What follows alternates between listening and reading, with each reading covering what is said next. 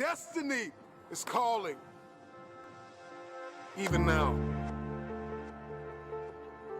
Many of you listening to me have been beautifully equipped to live in a world that no longer exists. But I want to give you a new word for change, and that word is evolution. And you are either going to evolve or expire. See, everything changes. The economy changes, relationships changes. We change mentally and emotionally and physically, and you are either dying or you are either living. Every time you made a change, you got hurt. And so this is why when you hear the word change, there's a mental block. You cannot change because you have equated change with pain. Every time you have changed, you feel pain. You stepped out of one relationship to another and you feel pain. You leave one neighborhood to another and you feel pain. You go from one job to another and you feel the fire of transition. So every time you hear the word change, you see pain.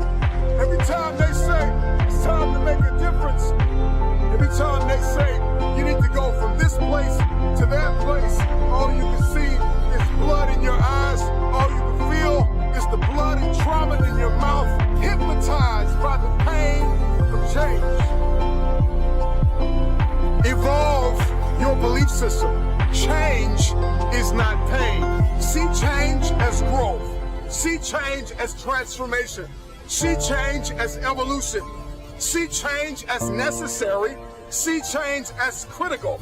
See change as inevitable. And the more and more you start to see that change is not pain, you're going to see transformation.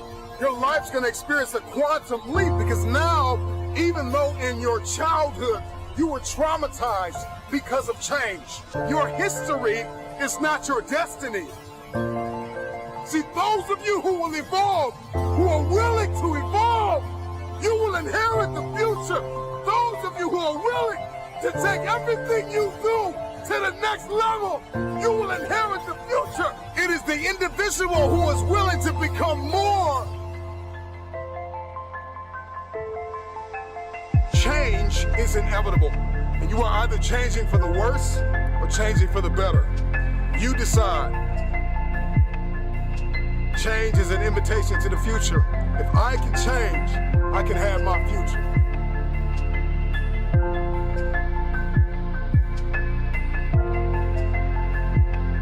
Another reason why people hate change is because not only do they see change as pain, but all they see change is as failure. And it's because every time you've made a change, you have failed. And you have to start identifying change with a new layer of belief. People tell me all the time, it's hard to get wealthy.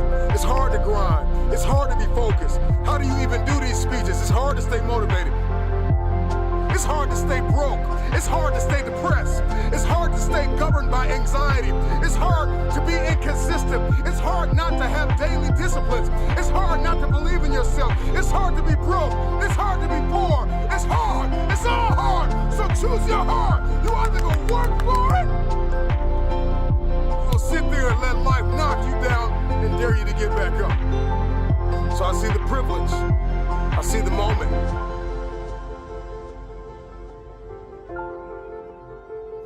I see change as pleasure. I see change as transformation. I see change as evolution. I see change as beauty, brilliance. I see change as the future. I see change as necessary. I see that if I don't change, there is a generation of people who are going to be stuck in the same place. If I don't evolve. See, the marketplace rewards those who have evolved. The marketplace rewards those who have become more valuable. You will be rewarded for the pain. Cry in secret, bleed in secret, but in public you'll be rewarded. And if everything you listen to goes over your head, you are going to miss your moment and stay living in the midst of the madness of impossibility, the lie. Somebody lied to you and told you that it was impossible. Every time somebody told me I cannot do something, I had a decision that I had to make in order to achieve what they said was impossible. The power is wrapped in the truth and in the power of their perspective. It's wrapped in your capacity, your ability to believe in a dream, even if nobody believes in you.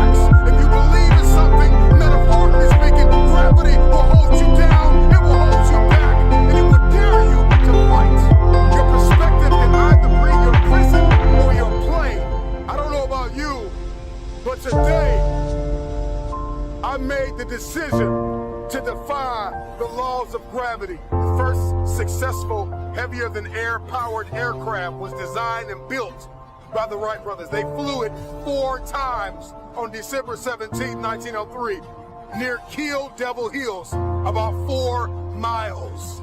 I believe possibility is destiny, and it is fear that keeps us arrested and apprehended by the spirit of impossibility. I'm gonna tell you this right now, and nobody else is gonna tell you this. Impossible is a spirit, and you've got to arrest that spirit or it will arrest you. Impossibility is like a soda fountain, the easy way out, the path of least resistance, because to say something is impossible, to give up, to cop out, to fill your cup of carbonated excuses. It tastes good, but it doesn't sit well as it goes down into your system. To remove the 2 letters is the grit of existence, the binding faith of hope to your chest and letting your heart beat. You gotta rewrite the code, you gotta rewrite the script. Calling all reformers, I'm calling all innovators, I'm calling all game changers, I'm calling all world shakers, I'm calling all city shifters, I'm calling everybody that has an inkling of faith in themselves, I'm calling everybody. You will inherit the future.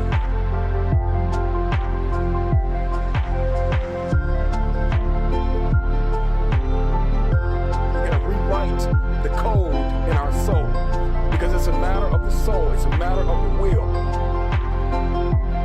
People that have a will to win are the ones who win. These are the people that see the future.